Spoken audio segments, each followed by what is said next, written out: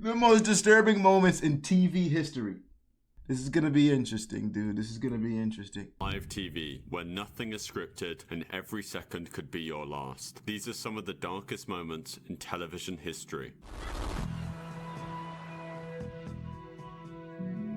It's 1987 in NBC's Burbank studio, a place where popular shows like The Tonight Show and Wheel of Fortune were filmed, along with live news broadcasts. Though even in a busy studio like this, security wasn't as tight as you might expect. Visitors could come and go more easily, and on this particular day, one visitor would change everything. Gary Stolman entered NBC's studio not as an intruder, but as the guest of his father who worked there. No one batted an eye as he passed through the halls, as this wasn't unusual, as employees often brought friends and family to see how live broadcasts were made. Stolman, though, had no interest in just watching. As the countdown to air began, the studio staff went through their usual routine. Cameras were in place, microphones were checked, and producers watched from the control room, making sure everything was ready for another smooth broadcast. But lurking just out of frame was Gary Stolman, waiting for the right moment to strike. In the middle of the broadcast, Stolman made his move. He walked directly onto set, startling the presenting news anchor David Horowitz and the rest of the crew. Stolman, holding what looked like a gun, demanded David's attention and gave him a note to read.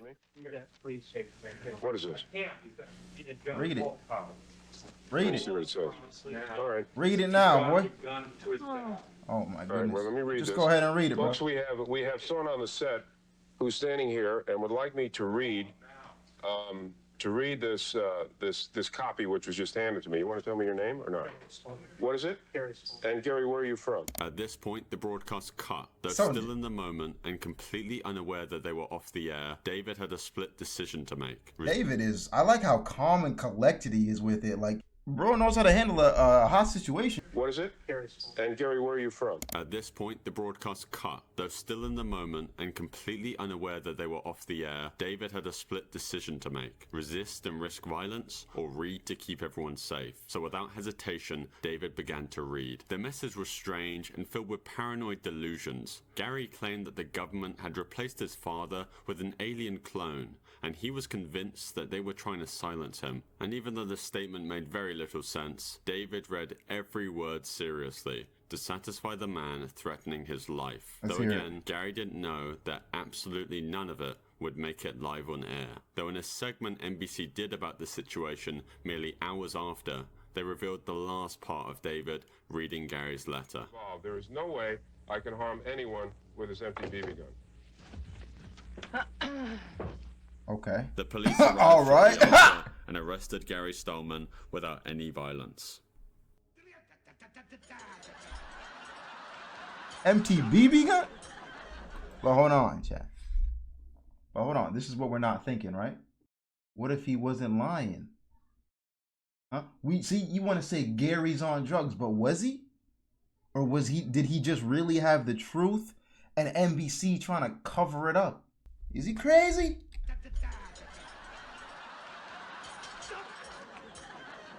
This theory escaped the nursing home?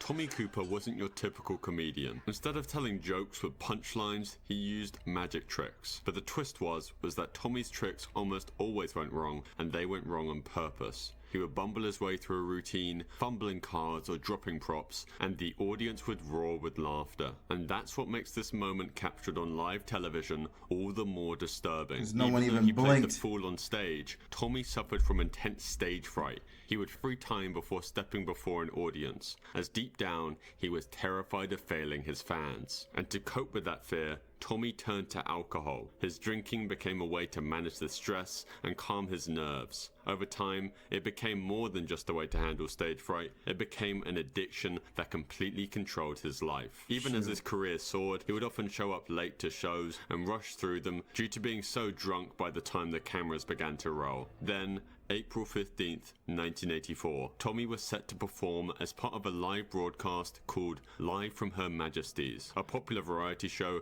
airing airing on British television. It was a night like any other, or so it seemed. Little did the audience know that they were about to witness a moment that would be remembered forever. It's a Sunday evening, and over 12 million people are tuned in from the comfort of their homes, excited to see Tommy Cooper. When Tommy stepped onto the stage that night, everything seemed perfectly normal. The audience cheered at the sight of him, and he seemed ready to deliver another hilarious performance. Though just as he was getting ready to perform his first trick, it happened. What? He passes out. Oh, and they all think it's a joke. But he's not joking.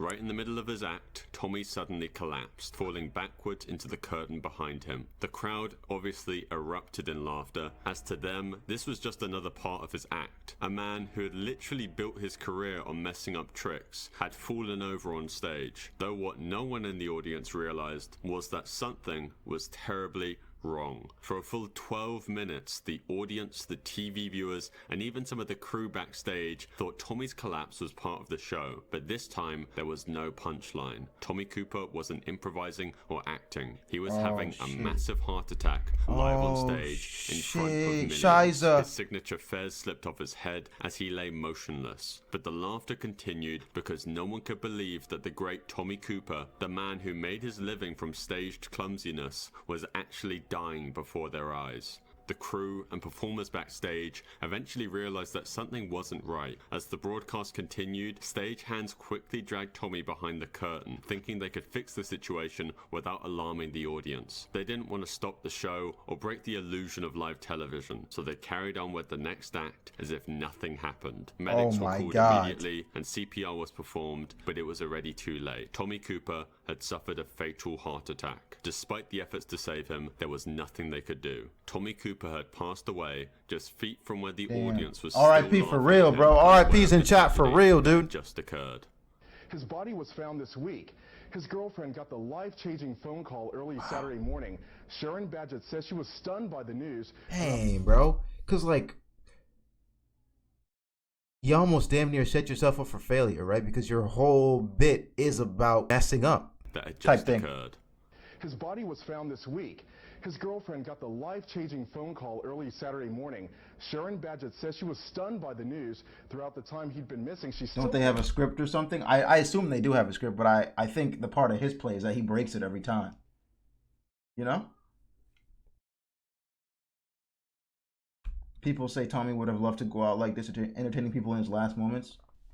I hope so. Hope he'd be found alive. Alison Parker and Adam Ward were journalists working for WDBJ7, a local news station in Virginia. On the morning of the 26th of August 2015, they were assigned to cover a story like any other day, though it would soon turn into one that no viewer would ever be able to forget. Alison was a 24-year-old reporter who grew up. What do you mean, not this one? To be a journalist, a career that allowed her to meet people and tell their stories. After graduating from James Madison University, she quickly found her place at WBJ7, where she was known for her professionalism and work ethic. Adam Ward, who was 27, was an experienced cameraman who often worked together with Alison. The morning of August 26, 2015 started like any other day for Alison and Adam. They were assigned to cover a local story about tourism at Bridgewater Plaza, a small shopping and recreation center in Monetta, Virginia. It was a peaceful, everyday assignment, one that both Alison and Adam had done many times before. That morning, Alison was scheduled to interview Vicky Gardner, the executive director of a small chamber of commerce, to discuss how tourism was affecting the community. As usual, Adam set up the camera, checking the angles, and making sure everything was ready for the live broadcast. Alison prepared her questions for the interview with Vicky, who was also getting ready to speak on camera. The interview began without any issues, but then, in the middle of the live broadcast, a figure appeared in the background, one that neither Alison nor Vicky took any notice of at first. The figure then moved closer towards the camera, and suddenly, several shots were fired. Viewers watching the live broadcast heard the sound before they could fully process what was happening. The camera, still rolling, captured the chaos as the camera tilted and not fell. Not at her though, right? Screamed and ran for cover, while Adam, still holding the camera, was caught in the crossfire. For viewers at home, the scene was confusing and terrifying. No one could have imagined that they were witnessing a real, live murder unfold on their screens. Colleagues back at the station were just as shocked, as the anchors who were monitoring the live feed were stunned as the screen suddenly cut back to the studio. Colleagues at the station tried to reach out to Allison and Adam, but there was no response. Within minutes, emergency services were called, and the plaza was soon flooded with police and medical personnel, but it was already too late. Allison and Adam had lost their lives, whilst Vicky had suffered a wound, but was able to at least physically recover in hospital after a surgery. The station's anchors, still shaken, had to continue the broadcast, not yet realizing the full scope of the tragedy that had just occurred. After the shooting, the gunman, still at large, uploaded his own footage of the attack onto Facebook. I filmed the shooting, see Facebook. Adam went to HR on me after working with me one time. So it was a hit. I was just about to ask, was it a random active shooter or was it a hit? They hired her after that? EEOC report filed. Allison made racist comments.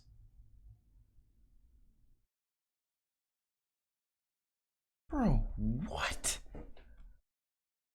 So you caused a whole shooting for some racist comments? He eventually was found out to be Vesta Lee Flanagan II, a former employee of WDBJ7, the same station where Allison and Adam worked. Flanagan, who went by the on-air name Bryce Williams, had been a reporter at the station several years before the attack. Flanagan's relationship with the station was rocky from the beginning. He was known to clash with his colleagues and supervisors, often accusing them of discrimination and unfair treatment. His behavior at work became increasingly erratic, and it led to a series of complaints from co-workers. He accused some of them, including Allison and Adam, of making racist remarks. Flanagan was also seemingly obsessed with other tragic events, like the attack on Charleston Church committed just 2 months earlier. After the police had tracked him down, it eventually led to a very short, high-speed car chase. And after being ran off the road, being surrounded by the police, Flanagan decided to end his own time on Earth. In his car, they found a wig, several disguises, and 3 license plates. The station that day was forced to balance mourning the loss of 2 team members while continuing to provide news coverage to their audience, including coverage of the event itself.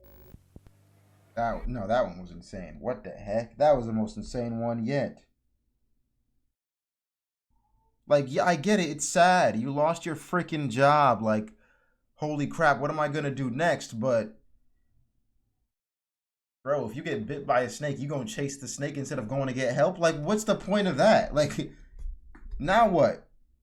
Now what? All for what? Because if you're going to do that, you might as well be ready to die, right? And he must have been, because there's no fucking way. All of these are so sad. Yeah, I'm sorry. This is deep. These are deep, bro. These are too damn deep. Oh, no, they discriminating against me. What should I do? Prove them right. Right? It's like, come on. Oh, my God, they're hating on me because I'm black. So I'll just shoot these niggas because I'm black. What the frick? It's like, dude, are you stupid? Like, let me just prove the point that they're trying to make. Like, let me just show them how black I really am. You, like, I don't know. It's like you can't be any dumber than that, dude. You can't be. You can't be. Like, you actually can't be. Rest in peace, those people, though, because that was so, like, literally unfortunate, man. Itself. Weighing 144, the challenger, Amo Griffin. It's the early 1960s, a time when boxing was one of the most popular sports in America. 2 names stood out in the world of welterweight boxing, Emil Griffith and Benny Kid Paret. Both fighters were skilled, ambitious, and determined to be the best. And the 2 had faced each other twice before, with Griffith winning the first match and Paret winning the second, capturing the welterweight title. As their rivalry was heating up, the boxing world was eager for their third and final showdown, what everyone expected to be the fight of the year. In the weeks leading up to the match, tension between the 2 fighters had begun to escalate. During the weigh-in before the fight, Paret had reportedly called Griffith a homophobic slur in front of the press, knowing it would strike a nerve. You see, at the time, being openly gay or bisexual was not accepted in mainstream society, especially if you were competing for the championship of such a masculine sport. Griffith, who was in fact bisexual, knew it could be career-ruining if his secret came out, so he likely took the remark Mark very personally, and it could have turned the fight into something more than just the championship Real match. beef. With the Real stage beef. set, fans packed What into happened? Madison Square Garden on March 24th, 1962, to witness the third and final battle between these two rivals. A fight that people would remember for Match all was the good. wrong reasons. From the very first punch, it was clear that this wasn't just another fight. In the earlier rounds, Perret had been able to hold his own, as he was no stranger to taking hits. But this time, something was slightly You don't know? off. No, bro. And as the rounds I'm never tapped into like shit that be happening on TV, in the news. Like, I'm the most hermit ass nigga, so I don't. But we gonna learn. We gonna learn. We gonna learn. on the fights. But this time, something was slightly off. And as the rounds went on, the fight turned into a brutal back and forth. Both men trading punches in the center of the ring. But by the 12th round, the fight had taken a toll on both men. But for Benny Perret, things were getting worse. After enduring round after round of punishment, he was visibly exhausted. His legs were shaky, and his arms were slow to come up in defense. Then it happened. In the corner of the ring, Griffith saw his opening. Perret was pinned against the ropes, unable to escape. Griffith unleashed a barrage of punches, one after the other, with no sign of stopping. Left Where the hook, ref? Right hook, uppercut. Where the each ref? landed cleanly, and Perret had no answer. His hands dropped, his body went limp, but Griffith kept going. Ref! The referee hesitated for just too long. In that moment, Griffith continued to pound Perret's unprotected face and head, landing 29 unanswered punches in a matter of seconds. Finally, the referee stepped in and pulled Griffith off of him, but the fight was over. Perret slumped to the canvas, unconscious. Griffith left the ring that night as a victor. To him and to everyone around him, it was just another fight. A brutal one, but just another fight. Perret was carried out the ring on a stretcher, unconscious and unresponsive. Griffith watched as his rival was taken away, perhaps knowing that he went too far, but not how bad it truly was. As Perret arrived in hospital, Yeah. No, but I'm listening to a video. Oh, no. Oh, no, I wasn't, buddy. I love you. Just quickly realized the extent of his injuries. He had suffered severe brain trauma from the fight. A week had passed, and he had still not regained consciousness from being knocked out in the ring and remained in a coma. Griffith would try for hours to visit Perret after learning of his condition, but was barred entry. Then on the 10th day after the fight, Benny Kid Perret would pass away due to the damage done to his brain. Griffith would then become the target of Benny's fans, who were absolutely convinced that he had killed the man on purpose. Benny Perret's death was not the first time a boxer had died from his injuries sustained in the ring, but it was one of the most public and devastating examples. The brutal nature of the fight. That's why I couldn't box, Chat. That's really why I couldn't box, man. I just can't take getting hit in the head, bro. Like, it's just one and I'm cooked. It's over. I can't do anything else. Your brain's damaged. What can I do? What can I do? I only have minimal brain power already, and you're going to tell me I'm going to get in a ring to possibly lose it all? Like, unless, of course, you're fighting at the highest level, it can be worth it, right? You're getting a big bag. But when they be like, oh, these YouTubers be fighting, I'm like, why? Why? You're doing just fine where you are. Why? The intensity of Griffith's punches, Maxwell, what's and the failure good? of the referee made it not only tragic, but extremely controversial. The referee of the fight, Ruby Goldstein, would never find work again after the incident, and Griffith himself, now carrying the heavy burden of Perret's death, would continue his boxing career, but it was clear that things would never be the same. Though he went on to fight many more matches, he seemed to be different. Out of his next 23 matches, he would only win 9 of them, setting his final record at 85 wins to 24 losses. Emil Griffith said himself that he could never quite punch someone with the same strength again out of the sheer fear of claiming another life accidentally. Yeah, bro, I don't know if I could either, bro. I get His that. feet on the still icy pitch. Substitute Gary Hare was lurking, and it looked Golasso! He looked like me out there. Golasso. Still icy. I'm lying, Chad. I played defense, my nigga. I was never a goal scorer. So. Why are you guys always saying, oh no, before the clips? Do you know the clips? 23 squad kept his feet on the still icy pitch. Substitute Gary Hare was lurking, and it looked every inch a replay. It was the 11th of May, 1985, a sunny, exciting Saturday afternoon in Bradford, England. Thousands of fans had gathered at the Valley Parade Stadium to watch their beloved Bradford City football team play Lincoln City. The atmosphere was electric, as Bradford City had already secured the 3rd Division Championship, and this match was supposed to be a celebration, a joyful conclusion to a successful season. Fans packed the stands, eager to cheer on their team one last time before the summer break. But hidden beneath the surface of this celebration, it was a disaster waiting to happen. The main stand at Valley Parade was a massive structure built almost entirely of wood. It had been standing since 1908, and over the years it had seen countless football matches. But in those decades, something else had also built up under the stands. Piles of rubbish. Old newspapers, discarded food wrappers, and other trash had accumulated beneath the wooden stands. The structure itself was outdated and unsafe, but no one seemed too concerned. After all, it had stood for nearly 80 years without issue.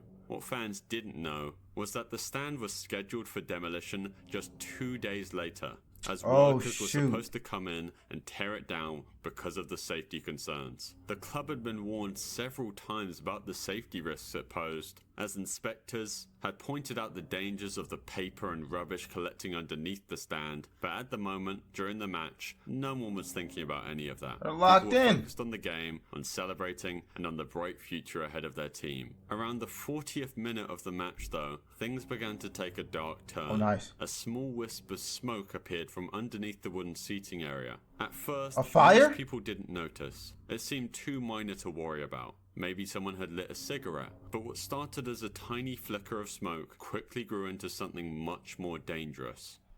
Well, we've actually got a fire at the stand on the far side of the ground. And that looks very nasty indeed. Now the police have gone over there to try and quell the fire, and they're frantically getting some of the supporters out. Are they still playing too? That they don't realize, huh? It's supposed to be a day of celebration. One hopes the stand doesn't burn down. One single lit cigarette was accidentally dropped through a gap in the wooden seating. Oh my gosh! Had been accumulating under the stands for years. The paper litter acted as fuel, catching fire almost instantly. What could have been a harmless accident on any other day became the spark for an unimaginable tragedy. But many still didn't realize the seriousness of the situation. It was happening so fast. Bro, they over here celebrating! Get out! In just a few minutes, what had been a fun, exciting afternoon turned into a scene of chaos. The fire, fueled by all the rubbish and paper, spread rapidly, with the wind helping to carry the flames higher. Yo, it's like they're still standing there like it's just like a normal day. Like, I don't care how good the game is, bro. We have to go. Making it impossible for people to stop it.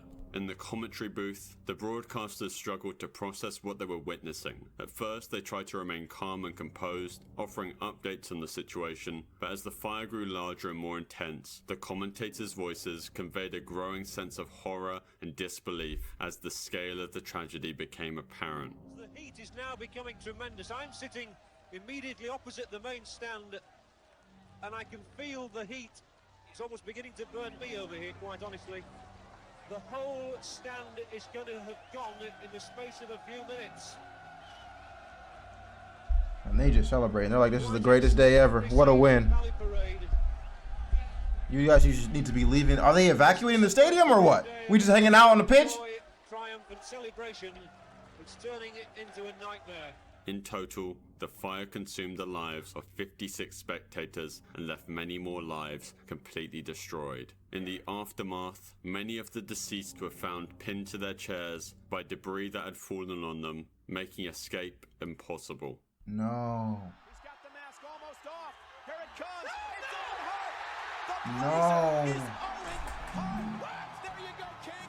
Owen Hart was living the life that most wrestlers could only dream of. Born into the Hart family, he had wrestling in his blood. His father, Stu Hart, was a wrestling icon, and his brother, Bret the Hitman Hart, was one of the most famous wrestlers in the world at the time. But Owen wasn't just a skilled wrestler. He had charm, humor, and a connection with the audience that made him stand out. Owen's wrestling career took off in the 1990s. He was known for his technical skill, his high-flying moves, and his ability to entertain the crowd. Whether he was a hero or a villain, fans couldn't help but cheer for him. And he made people laugh, especially with his character, the Blue Blazer, a goofy superhero that Owen played to perfection. But by the time the 1999 pay-per-view event Over the Edge was about to begin, Owen's character was going through some changes. The WWE, which was called the WWF back then, had scripted a big entrance for Owen that night. As the Blue Blazer, he was supposed to descend from the rafters of the Kemper Arena. Shoot, like I a do remember superhero this one. flying in to I save do the remember day. this one. And the general idea was simple.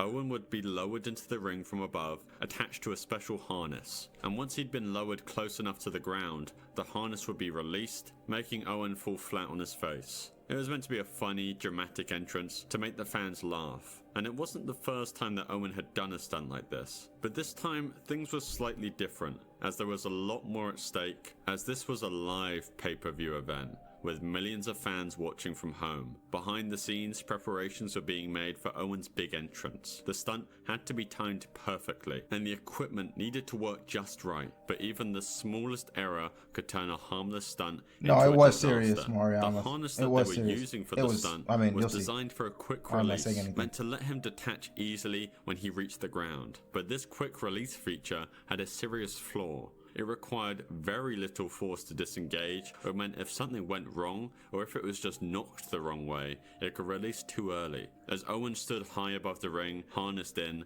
everything seemed ready. But in just a few moments, the atmosphere inside the arena and in homes around the world would change nearly instantly. At exactly 7:38 p.m, it happened. Owen was released from the harness too early. The crowd didn't realize it, but Owen was already dead. He had fell from a height of 78 feet. At first, many of the fans believed it was just part of the show, as they thought for a brief second that it was just another scripted event. But as the paramedics rushed into the ring, the reality of the situation started to sink in. Commentators Jim Ross and Jerry Lawler, who were sitting ringside, quickly realized the seriousness of the situation. They were stunned. In the midst of the live broadcast, they struggled to find the words. Man. As Owen Hart's lifeless body was rushed to the hospital, the show Man. at Kemper Arena I've continued. got a whole family but and behind everything. the scenes, chaos and confusion reigned. WWE officials scrambled to manage the fallout of what had just happened. The show's producers were faced with an impossible decision. How do you move forward after a tragedy like this? They ended Do you up just stop the moving event, forward. Or do you continue hoping to keep the audience calm and prevent mass panic? Vince McMahon, the head of the WWE, made the controversial call to continue the event. For fans in the arena, there was little information given about what had just occurred. Immediately after the accident, an investigation began. The police and regulatory agencies were brought in to examine the scene, interview witnesses, and look at the equipment that had been used in the stunt. Early reports focused on the harness, as it wasn't designed for the kind of stunt that Owen was performing. Safety precautions that could have prevented the accident were not in place. The investigation revealed that the harness required only a slight tug for it to disengage, meaning that Owen's slight movement or even a small bump could have triggered it. Owen's wife, Martha Hart, was devastated. Not only had she lost her husband in such a public and horrifying way, but she was also left with questions about why the WWE had allowed such a dangerous stunt to happen. Martha soon took legal action, filing a wrongful death lawsuit. She argued that the company had been negligent in ensuring Owen's safety. Martha's lawsuit eventually resulted in a settlement, but the damage had already been done. In the years following his death, Martha Hart established the Owen Hart Foundation. It's a charity dedicated to helping individuals in need with scholarships, housing, and other forms of support. Owen was by all measures a legend in the WWE and is well deserving of being inducted into the WWE Hall of Fame. However, his wife, very justifiably, has barred him from being entered into the hall, as she feels it's wrong for the same organization that neglected his safety use him for profit even after death.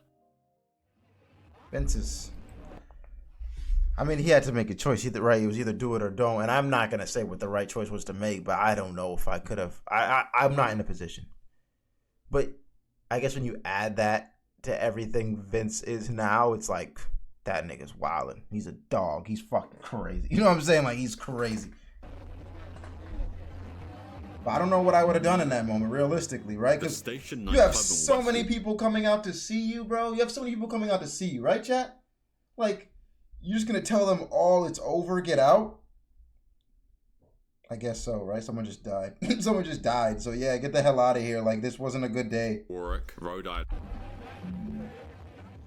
The Station nightclub in West Warwick, Rhode Island, was a small local venue, but on the night of February 20th, 2003, it was packed. People were excited to see Great White, a popular rock band from the 1980s. Over 460 people crowded into the club, ready for a night of loud music and fun. But there was a problem. The nightclub was only supposed to hold 404 people. That night it was over capacity, as too many people squeezed into too small of a space. People were standing shoulder to shoulder with barely any room to move, and everyone focused on the band, unaware of the hidden dangers around them. As the band got ready to play, Great White decided to add a special effect to their show: pyrotechnics. Small fireworks that were set to go off on stage. Okay. These kinds of effects are exciting to watch, but can also be very dangerous, especially indoors. The owner of the station had lined the walls and ceilings remember with this foam one too, to bruh. make the club soundproof. Unfortunately, the foam was also highly flammable, and even though there were safety regulations in place, they weren't followed. At around 11:07 p.m., the lights dimmed, the Fireworks music indoor started, never go and up. Fireworks Great indoor White is just a took the stage. crazy idea, no The matter crowd where cheered the as the fireworks burst into the air, lighting up the small stage. But within seconds, the mood shifted. What most people didn't realize was that the sparks from the fireworks had hit the foam on the ceiling and walls. At first, no one seemed Crazy concerned, idea. as most thought it was just part of the show. But the fire spread faster than anyone could ever imagine. The flames grew quickly, and soon the entire back of the stage was on fire. Thick black smoke started to fill the room, making it hard to see or breathe. Panic set in. People began to rush and shove, desperate to escape the growing inferno. But there was another bigger problem. The nightclub didn't have enough clear, easy exits. Some of the doors were blocked or hard to find, and most of the crowd just rushed to the front door, which was the same way they came in. With so many people trying to escape all at once, the entrance became jammed. People were trapped, and the fire was spreading even faster. It took less than 90 seconds for the flames to completely take over the club. As the fire blazed, How many it was people already got too late out? for many inside. The flames had grown so quickly that even with Did anyone get firefighters out? I arriving mean, on yeah, the someone scene must have. within People next to the door. there was little they could do. The fire had burned so intensely that parts of the building had collapsed before the emergency teams could fully intervene. Initially, the local news station was simply there to cover the event as part of their community spotlight, but in the end, they recorded the deaths of 100 people that night. Damn. As the news spreads, air traffic over Sydney 100 is diverted. fucking nuts, There are nigga. evacuations. The Sydney Opera House, the U.S. Consulate, which issues an emergency warning to Americans. The morning of December 15th, 2014 started as just another Monday in the city of Sydney. The Lint Cafe in Martin Place. I hear it. They just like they end the story on such a tragic death, like a 100 people kill streak, right? And then it's just like on to the next one. Hey, bro, I didn't even get through the last one, bro. I'm not done. I didn't even get to process what happened. Like, shit, bro. Hold on, bro. That was a lot, man. Like, that was a lot. That was a lot. As the news spreads, air traffic over Sydney is diverted. There are evacuations. The Sydney Opera House, the U.S. Consulate, which issues an emergency warning to Americans. An The attack morning on of Australia. December 15th, 2014 started as just another Monday in the city of Sydney. The Lint Cafe in Martin Place welcomed customers, offering a break from the busy streets outside. This peaceful setting would become the center of a national crisis. Located near the center of the city, the cafe was perfectly positioned right across the street from the 7 News television studios, where they would soon broadcast the cafe to millions of eyes across the country. But everything changed when a man dressed in a long black robe walked into the cafe. His name was Man Haron Monis, a self-proclaimed sheik with a very troubled history. Monis had been in the news before. I have He been was known tortured for his in prison radical for my views and political- run-ins with the law. For instance, to protest against Australian troops being deployed in Afghanistan, Monis would write letters to the families of fallen soldiers, which would essentially make fun of them and insult them. But on that day, he had more than just controversy on his mind. He carried a shotgun, and in a few short moments, he took control of the cafe and the people inside. Then, Monis revealed his plan. This was not just a hostage situation, it was something far more terrifying. The customers and employee were now prisoners, and Monis made it clear that no one would leave unless his demands were met. But the question What of are your what he demands? actually wanted hung in the air as Monis forced the hostages to display a black flag with Arabic writing in the cafe window. window. What are your From demands? The outside onlookers had no idea what was happening inside, but soon the entire country would find out. As soon as the first news of the hostage situation broke, television networks scrambled to capture every detail, with cameras from the 7 news studios just across the street already rolling, as viewers at home had a front row seat to the terrifying events as they unfolded in real time. For the first time, Australia was experiencing a hostage crisis broadcast live across the country. Inside the cafe, Monis knew exactly how to use the media to his advantage. He wasn't just looking for attention, he demanded that his message be heard, not just by those in the cafe, but by the entire world. Soon after the siege began, Monis made his demands clear. First, he forced some of the hostages to call the media using a phone in the cafe and tell them to broadcast his words. This is an attack on Australia by the Islamic State. He demanded that the news stations deliver this message to the public immediately, hoping to create fear and panic. But that wasn't all. Monis also requested something even more symbolic, a flag. He demanded that an Islamic State flag be delivered to him at the cafe, as Monis wanted to show the world that he was acting on behalf of ISIS, even though the group itself had no direct connection to him, as it seemed like his goal was clear, to be seen not just as an isolated attacker, but as part of something much larger and menacing. If the media broadcasted his message and the flag was delivered, Monis believed he would have more power to influence the whole city. But even with the cameras rolling, the authorities did not give in. The police and media hesitated to fulfill Monis's demands. Broadcasting such a statement could cause widespread panic, and delivering the flag would only give him more power. Though officials knew the situation was fragile, any misstep could provoke Monis and lead to a devastating outcome. But while they deliberated on how to handle Monis's request, the world watched. Every passing hour felt like a lifetime, and the tension only grew. That's But what the I'm saying. demands It's did growing not for me stop right there. now. Monis also claimed that 4 devices had been planted around you're Sydney, cooked. ready to go off if his orders were not met. This nigga This thinks he's a fucking Batman villain. All right, brother. All right. Let's relax, bro. Talking about who are you gonna save? Her or her? Shut your ass up. Planted around Sydney, ready to go off if his orders were not met. This declaration sent a wave of panic throughout the city. As the police raced to search for these potential bombs, the media continued its wall-to-wall coverage, showing the live footage of the cafe, while reporters speculated on what might happen next. Hope everyone The gets New out. South Wales Police Commissioner, Andrew Scipione, took charge of the search for these supposed devices. The police force was stretched thin as it is, having to both monitor the hostage crisis unfolding at the cafe and scour the city for these bombs. Is he just playing though?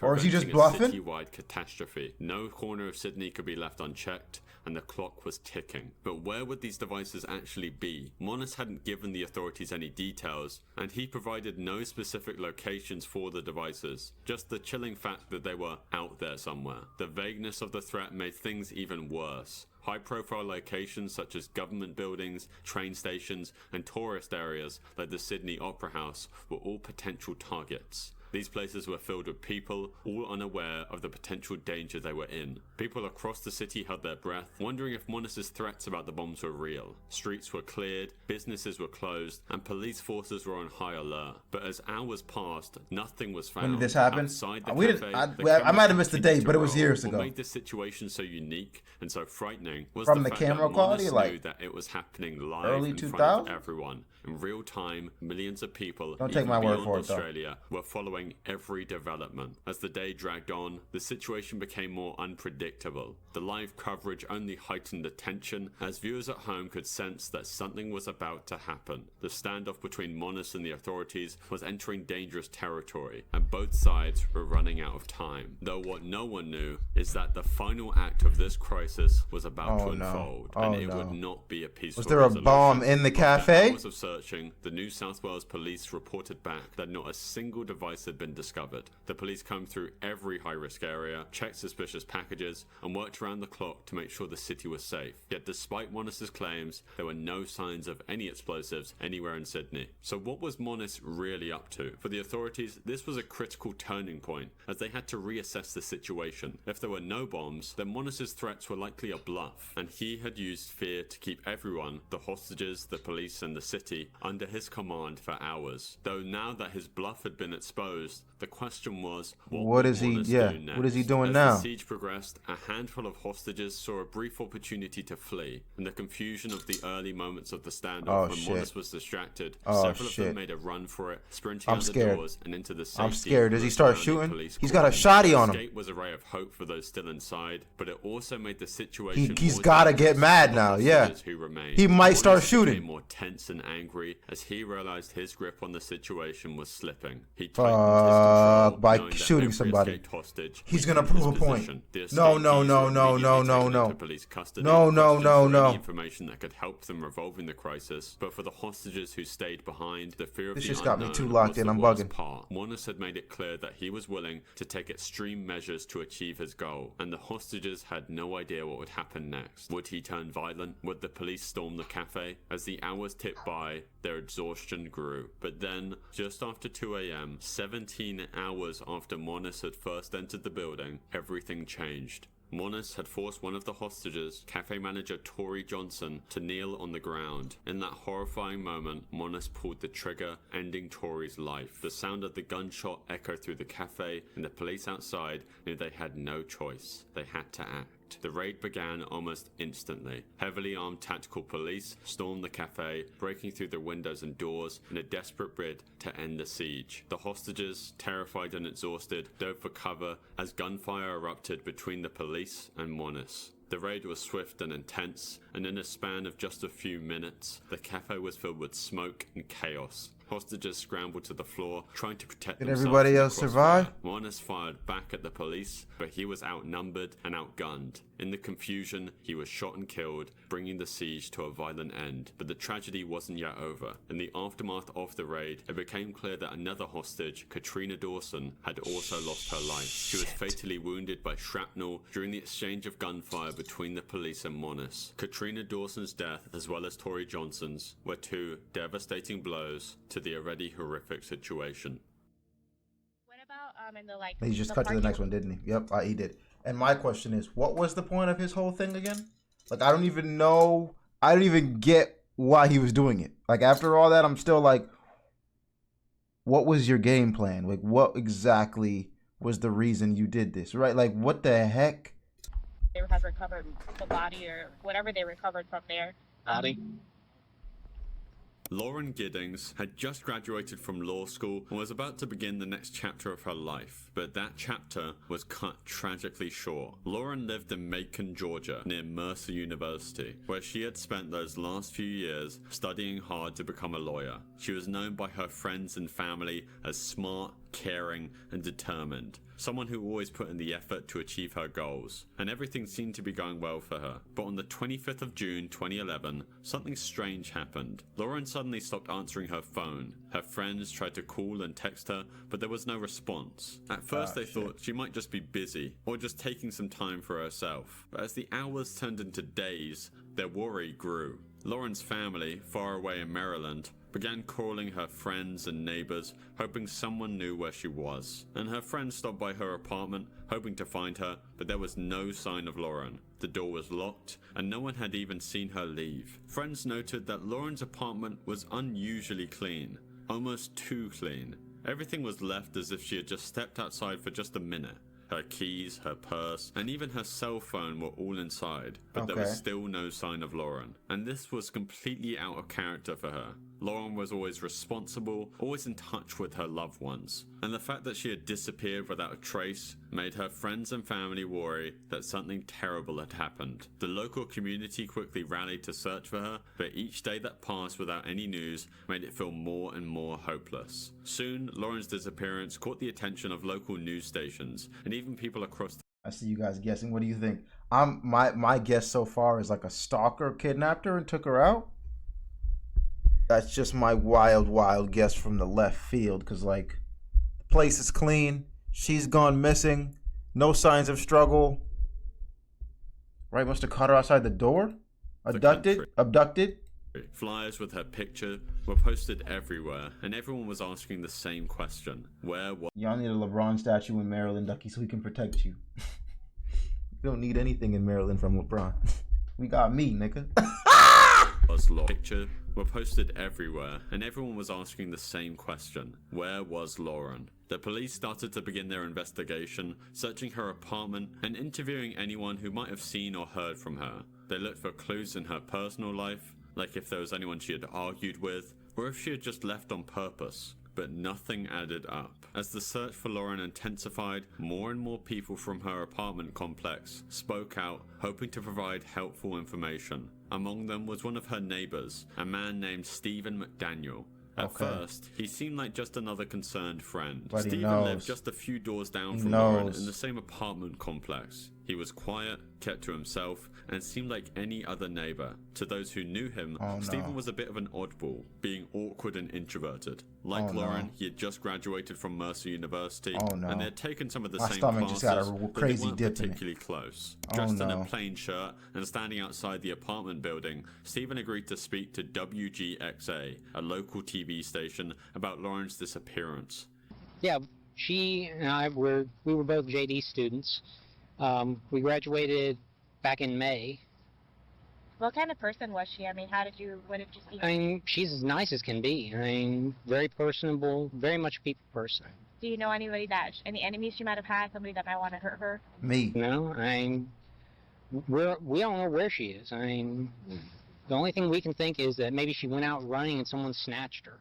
But something about Stephen's interview would soon make headlines for a completely different reason. As the interview progressed, the reporter had a shocking update to share. During the broadcast, the reporter revealed that a torso, Lauren's torso, had been found in a trash bin right outside the apartment complex. Oh my God. I mean, we just don't know where she is. I mean, What about in the parking lot area? I know they've been doing a lot of, I think that's where they have recovered the body or whatever they recovered from there. body? Had you seen anything there? Had you seen anything there? I mean, we don't know if this is the same person.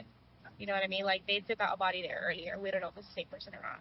That's how we're trying to ask people if they know who lived there. He's like, oh shit, they found it. Are you okay, sir? As he struggled to keep it together. Right, but like, it could easily be played off as one of those moments like, oh my God, there's a body. I can't do this. This is insane. This is way bigger than I thought it was. Or it's, oh shit, they found my tracks. Upon hearing the news, McDaniel decided he needed to sit down, which, for anyone watching, seemed to be a very appropriate reaction. Right? It's not like hearing that such crazy. horrible news. However, in hindsight, Stephen's reaction wasn't the shock of someone hearing about a friend's death for the first time. It was the fear of a man who realized his gruesome crime had just been uncovered. In the days following the interview, the police had already started to suspect that Lauren's killer was closer than anyone realized. Investigators began looking more closely at Stephen McDaniel. At just a glance, McDaniel didn't quite fit the profile of a killer. He wasn't violent, had no criminal record, and always kept to himself. But the police decided to search Stephen's apartment just 2 doors down from Lauren's, and what they found painted a terrifying picture of what had really been going on in Stephen's mind. Inside the small, cluttered apartment, the police discovered a collection of disturbing items. They found a master key to the apartment complex, something Stephen had stolen from the building's maintenance room, as this key allowed him all access to any apartment, including Lauren's. But that wasn't all. They also found the hacksaw which Stephen had used on Lauren's body. The pieces of the puzzle were starting to fall into place. Stephen, a loner with obsessive tendencies, had been fixated on Lauren for months, watching her every move. On his computer, a recording was discovered, taken just outside of Lauren's window. As McDaniel had been spying on Lauren, possibly for weeks or even months. Living so close to her, he had become fascinated with her life. And one night after Lauren had gone to bed, he used the stolen master key to enter her apartment, and Lauren never saw it coming. The police believe he strangled her in her sleep, catching her completely off guard. He then carefully disposed of her remains, scattering parts in various trash bins around the apartment complex, likely thinking that no one would ever find out. But Stephen hadn't accounted for the maintenance worker who would stumble upon Lauren's torso, and once that discovery was made, How could you think someone could never find out when you do it in the trash cans around the freaking thing? Like, what? You didn't... What?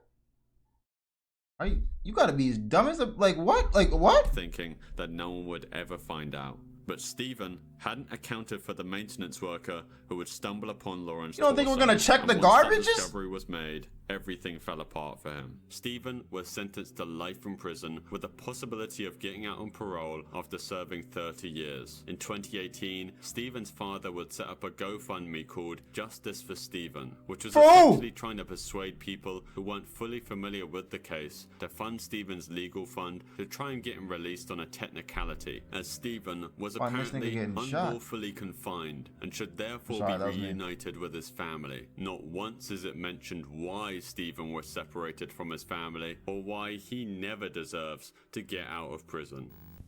That was very informative. That was a really good vid, man. That was